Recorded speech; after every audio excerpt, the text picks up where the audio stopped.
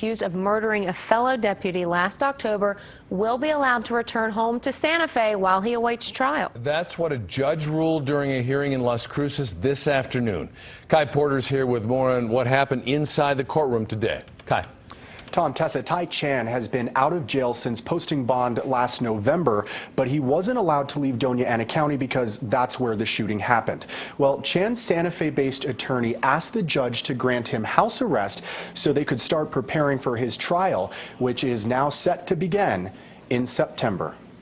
But the fact is that there's so much work to do between now and September that you can't just mail it in. You've got to do it in person. You've got to work with someone who's accused of a very serious crime to be able to plan your defense if you're going to do a good job, and that's what we intend to do.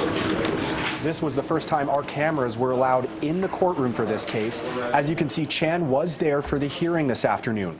Once Chan returns to Santa Fe, he won't be allowed to leave his house except to go to church or for medical reasons. But prosecutors, along with Jeremy Martin's mother, aren't happy with the judge's decision. This is what Martin's mother said when we asked her what her biggest concerns are. Him having access to the witnesses. Us being upset as a family. It's been very challenging trying to put our lives back together again. And now knowing that he's going to be in the community as well is going to be an added concern.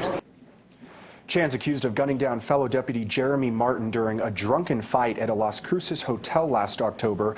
The two deputies were on their way back to Santa Fe after dropping off a prisoner in Arizona. It is still unclear what they were fighting about. Chan's murder trial is set to begin on September 28th, and it could last as long as 16 days. We will let you know what happens next as we continue to follow this case. Back to you. Kai, thanks. In the past few months have been really tough for Deputy Martin's family, as I'm sure you can imagine. But the community is still supporting his wife and kids. There's going to be a fundraiser tomorrow for them at the Camel Rock Casino Ballroom in Santa Fe. Now, you do have to donate at least $25 to attend, and that's going to get you a dinner, dance, and silent auction.